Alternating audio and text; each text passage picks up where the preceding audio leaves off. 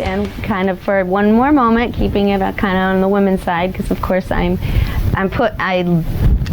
appreciate strong women who, you know, whether they're there supporting or they're in there side by side at the start, wherever they are. I appreciate strong women.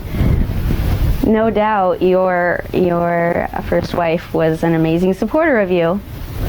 Do you think, secretly or openly, was she ever kind of rooting for Shirley just because, you know, she fully supports you, but just as a woman, did she ever say anything about that? No, she really didn't.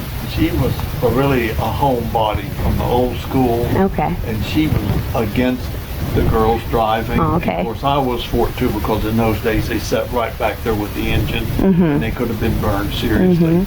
She never thought that women should do that kind of dangerous stuff, but see, that was her personal feelings.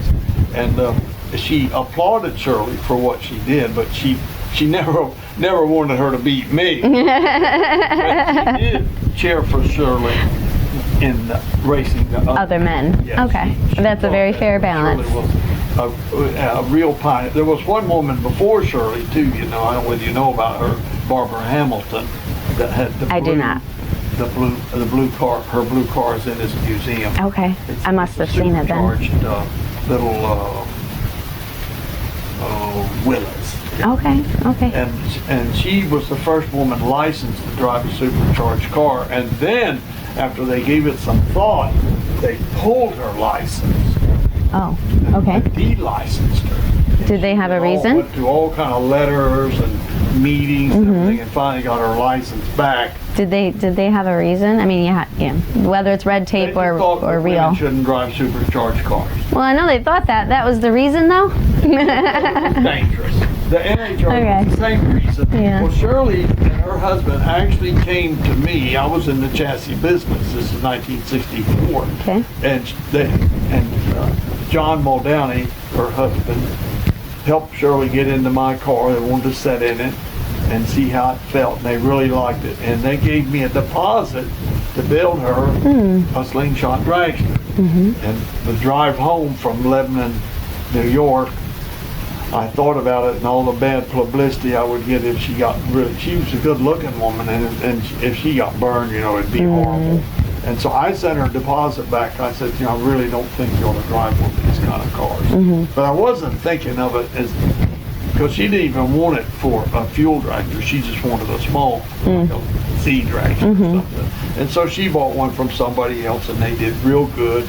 And then she got into a funny car. Coletta got her into a funny car of his. And then she borrowed the guy's Top Fuel dragster and brought it to Cayuga, Canada, where I was match racing Tommy Ivo. Okay. And she came, the drivers have to sign off on your license, you know, when you do that. I don't know those specifics. So anyway, also Coletta was there because he was kind of like her boyfriend, you know.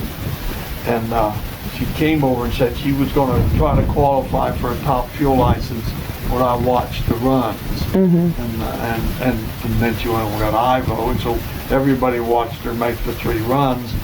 And but everybody was reluctant to sign the license because nobody wanted to be the first one, because they're going to get a lot of ephus from the other guys. In those days, the weight of the driver made a lot of difference, and she was that was a question. Right, the average driver. Right. Yes. So that was a tenth of a second. That was just that she went to the line with in the bang. So I signed off on the license, and then Ivo signed it and Coletta signed it. She got her license. Absolutely. Thank you so much, Don.